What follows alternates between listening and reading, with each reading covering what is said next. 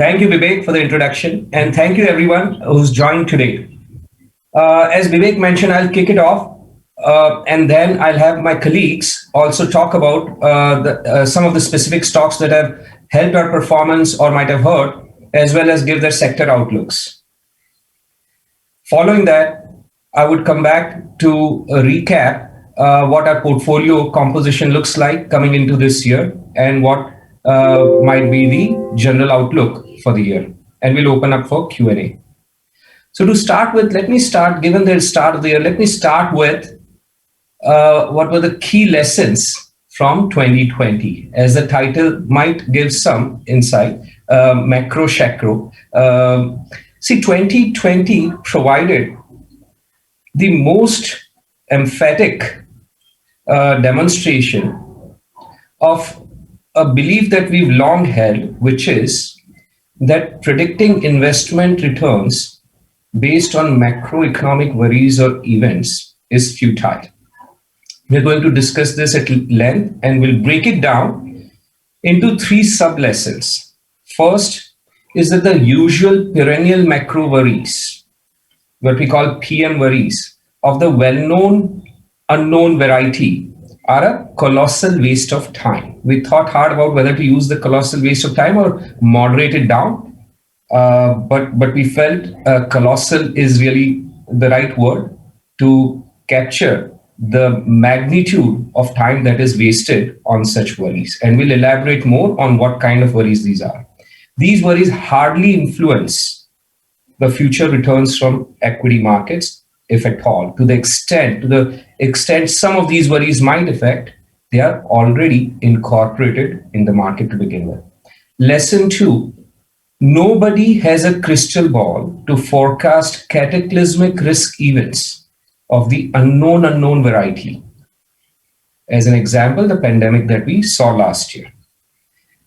And even if people were to be given perfect prior knowledge of the scale and scope of damage inflicted by some such cataclysmic risk event, the market implications of such developments remain completely unpredictable. Finally, lesson 3, investment decisions that are bereft of bottom-up analysis and instead driven by macro considerations are fraught with high risk of substantial absolute and relative losses. And several investors, I hope none on the call today, have suffered huge losses over the last 12 months or huge relative losses, opportunity losses in their attempt to time the market based on what they thought would be the market behavior based on macro considerations. Before we discuss each of these at length, I'd like to talk about White Oak's perspective in these matters.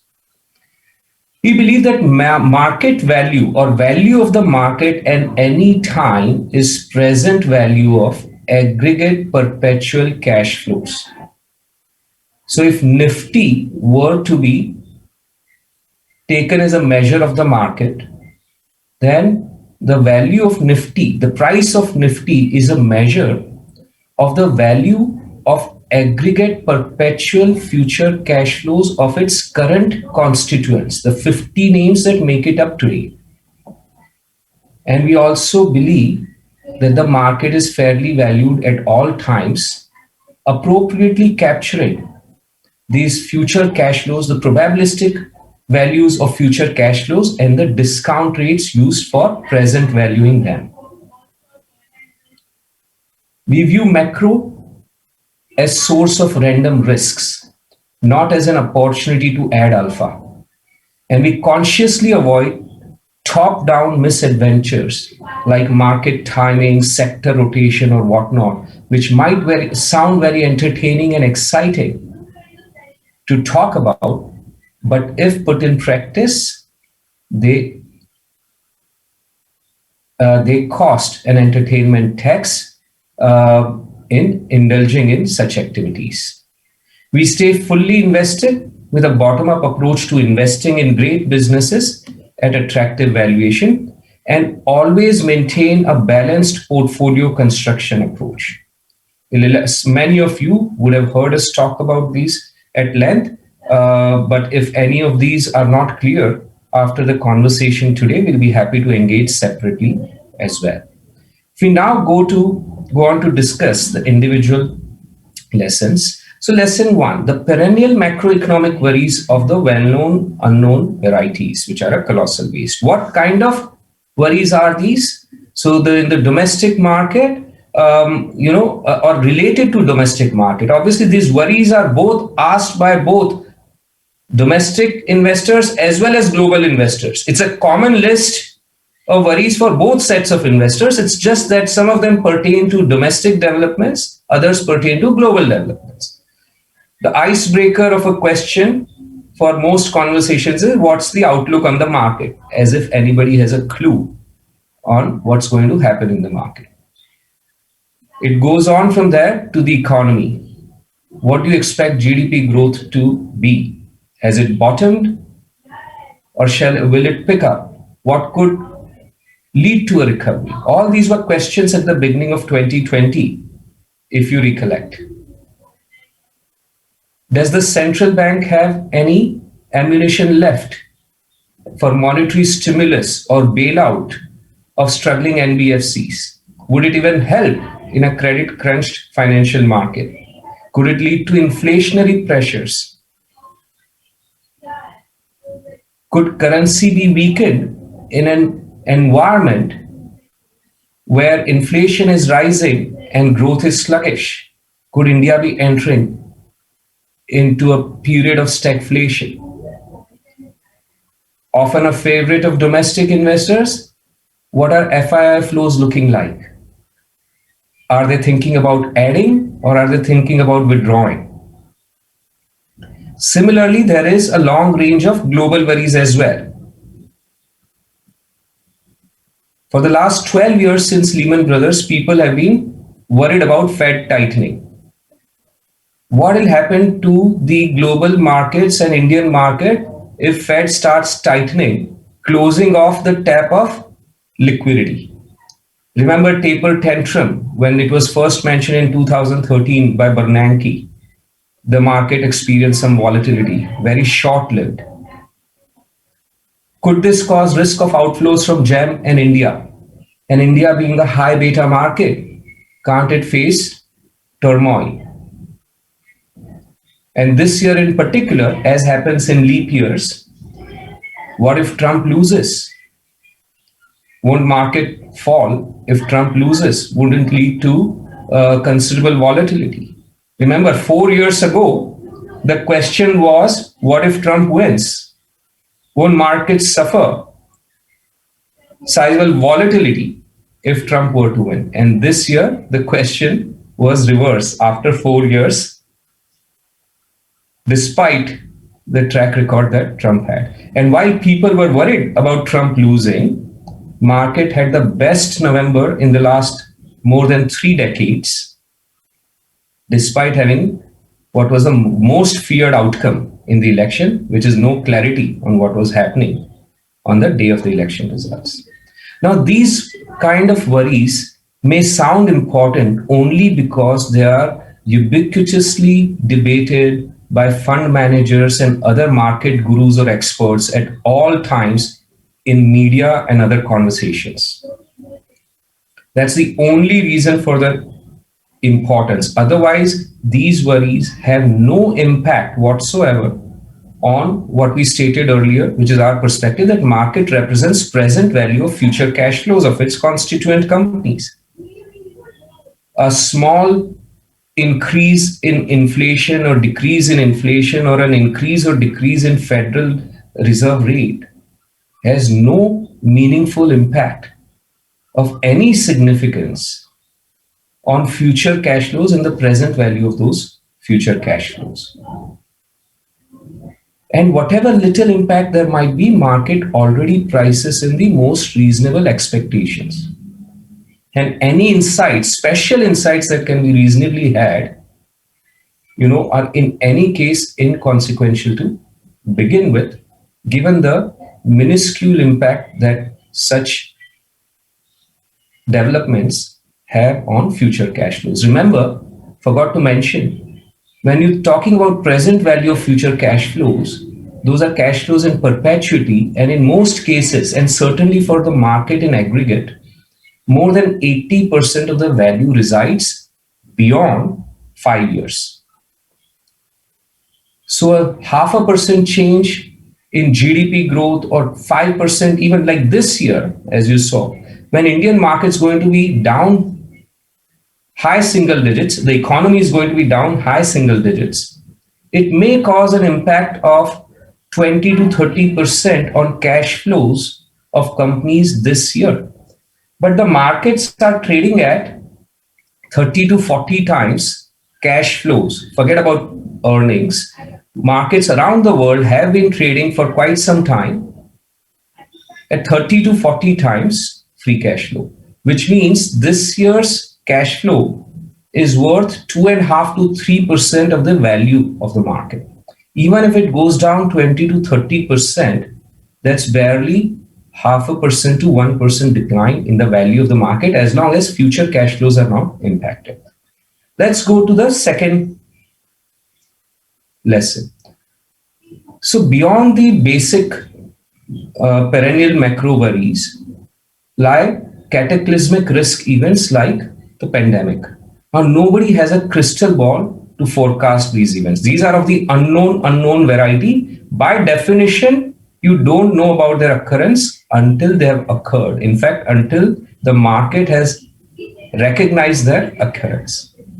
Market implications remain unpredictable, though, even if we were bestowed with perfect prior knowledge. So let's do a thought experiment of sorts, assuming that you are the prescient investor who knows beforehand at the start of 2020, if you were to know that a global pandemic lies ahead, which will cause 80 million cases and nearly 2 million deaths. Travel, now it's over 2 million deaths. Travel would come to a standstill, nationwide lockdowns, causing the most historic migrant crisis in India. India would have second highest infections and third highest casualties. It would be the worst year for the economy in our lifetime. Remember, at the start of the year, we were worried about whether economy might slow down from 5% to 4 or 3. Nobody was worried about as low as 3, but worry was, would it pick up or recover back from 5 to 6, or might it slow down to 4? Imagine that you were told that it is going to be the worst year for the economy in our lifetime. The economy would be down high single digits. To top it off, China would seize the opportunity to escalate tensions on our northern border and would result in the worst conflict with them in last 50 years, with several casualties on both sides. And Moody's would downgrade in India to the brink of junk status in the midst of all this. Only thing is that you are left with all this information at the start of the year to assess what would be the potential implication on the market as these events unfold during the year. I think it is very reasonable for all of us to agree, even though it's a hypothetical question. Assume it's reasonable for all of us to agree that any of us as an individual investor would have said that 2020 is going to be the worst year, or if not worst, at least one of the worst year in Indian markets history, maybe paralleling or worse than the GFC crisis in 2008. Most likely would have pulled out of the market. So even what this illustrates is, even a cataclysmic event like the pandemic, which might be reasonably expected to cause very severe lasting losses based on perfect prior knowledge of what is going to unfold, might actually cause no damage at all. In fact, the market reaction last year, over the year, was the complete opposite of what could have been confidently forecasted. Markets were up about 15% or so, and many managers like us delivered a lot higher in a year that could have probably anticipated or expected or forecasted to be the worst year in India's Indian markets history. We go to the next lesson then. What is worst And what is the biggest lesson is one, so first and second is about worrying about these macros. Second is about that market implications that you draw might be very different even if you had perfect knowledge. The worst is, and the most important lesson, if you will, is that investment decisions that are made on the basis of such macro considerations are fought with very high risk and can lead to substantial losses. The making of decisions is much worse than just worrying about them. And while most investors have been in a state of shock and awe since March to see the markets rally, and they've been scratching their heads about the dichotomy between the economy and the markets, the reality is that while investors expect the market to reflect current day reality, the market is a discounting mechanism and is looking ahead. What happened in March was the markets realized that the mortality rate from the virus is not as bad as it was feared. And hence, these lockdowns, national lockdowns around the world, are not going to last. And hence, the pandemic, while might have substantial damage for the society in terms of lost lives and livelihoods, would cause little damage beyond the current year or two, would cause little damage to long term cash flows of the market that we talked about. And even if the assume hypothetically certain crisis might cause the longer term cash flows to decline, but it could be also simultaneously that developments subsequent to the pandemic and because of the pandemic might result in reduction in discount rates for those cash flows. As an example, if you were told, as in the previous slide, that all these macro events are going to play out and damage would be inflicted, one would have expected widespread bankruptcies, as was the worry in February, March timeframe, especially in the financial sector, but even other sectors around the world, as was the case with GFC. But hardly any bankruptcies materialized. So that might prompt market to assign a lower equity risk premium because the perceived bankruptcy risk of investing in these equities are lower than what might have been feared prior to the pandemic. And beyond the equity risk premium, even the risk-free rate, there might be reason for it to decline because post-pandemic, we have seen rapid adoption of technology by individuals and corporates. Some of it Ramesh is going to talk about later. And technology adoption over the last 4 decades since the advent of personal computer and democratization of mobility and internet has resulted in declining inflation expectations. Technology has been very disinflationary, and which has resulted in lower interest rates rather than what everyone blames, liquidity from central banks.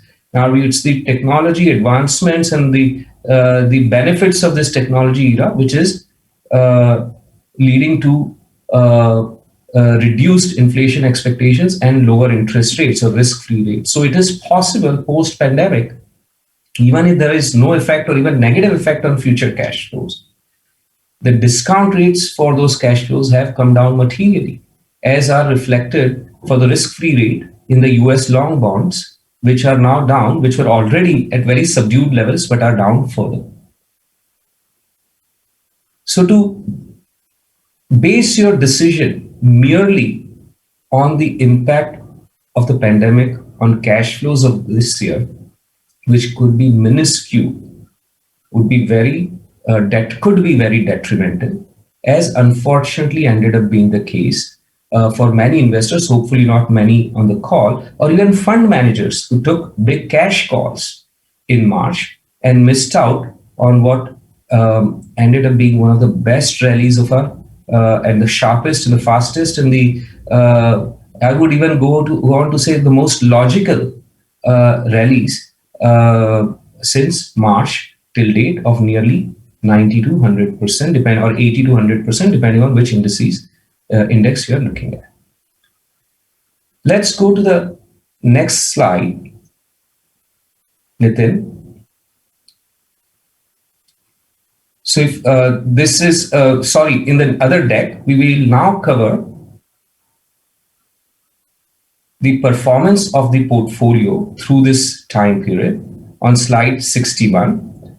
As you'll see on the left-hand side, our approach, bottom-up stock picking approach combined with a balanced portfolio construction approach has combined a risk management approach has delivered very consistent returns over the last several years, starting from 2017 when we started.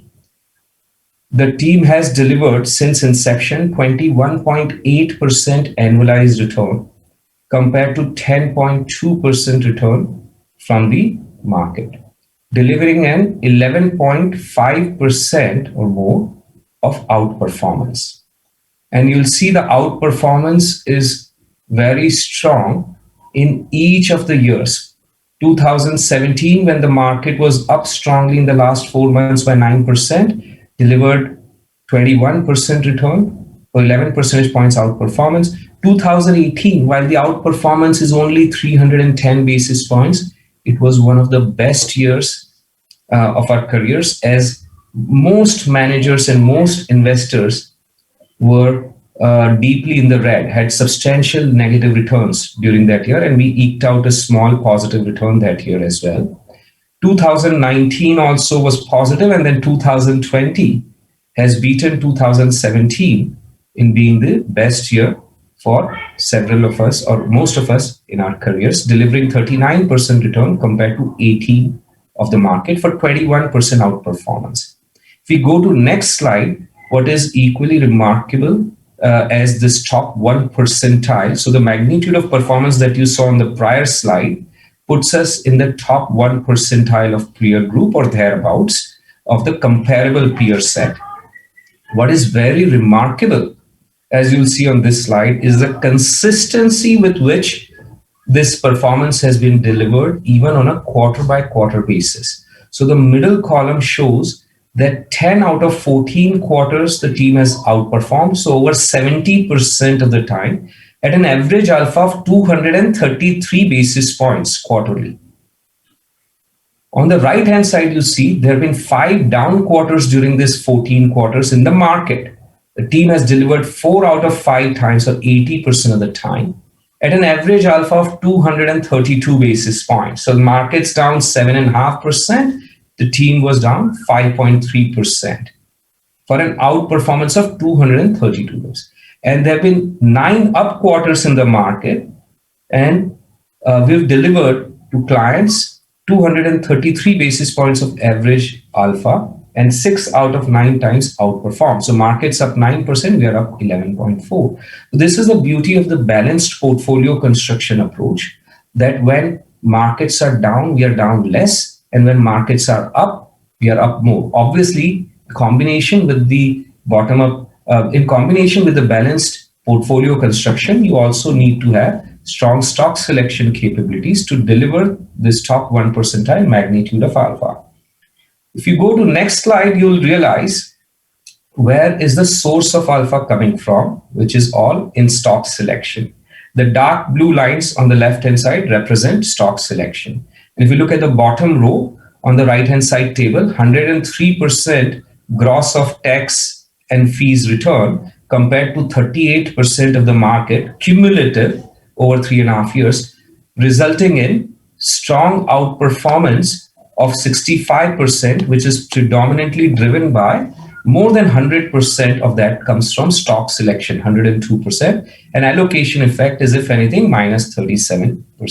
And in each market cap segment, you'll notice, even in large cap, 116% compared to 53%, very strong alpha.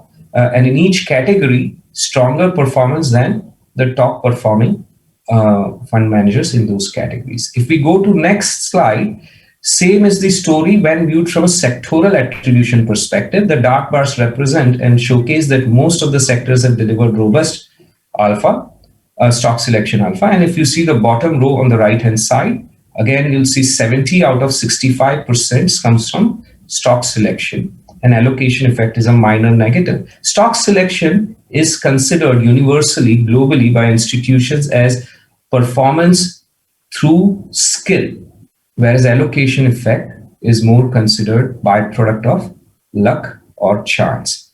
The fact that all the performance coming from stock selection is what is more valuable than if it were the other way around. If it were other way around, it would be useless. If we go then to the next slide, what you'll see are some of the key contributors and detractors to performance over the last 3 years. They come from a wide variety of sectors and market cap segments. They're very well distributed. So law of large numbers is well at play. Not a single company makes or breaks the performance. Position sizes and risk management is also well at play because detractors are far smaller, whereas contributors are 8 to 10 times larger than the detractors. If at all there was an inference to be drawn about the character of the portfolio from looking at these names, it would be that portfolio is typically a portfolio of industry leaders or dominant players, or otherwise companies that are gaining market share on the back of strong management execution, which results in faster growth compared to the industry peers and the economy, as well as superior returns on capital. And we buy them and own them as long as they have maintained robust governance and as long as they are attractively valued as derived from our proprietary cash flow approach, which we call OpCo-FinCo approach, which I'm sure many of you are well versed with by now, otherwise happy to discuss separately. But at this point, it's been about half an hour that I've been talking. I'd like to invite my colleagues, maybe starting with Manoj, to discuss some of the names that appear here or their sector outlook. So Manoj covers pharma. So he's been a founding member of the team at White Oak, and he covers pharmaceuticals and chemicals besides other segments. And several of the names that you see here in the contributors are names under Manoj's coverage.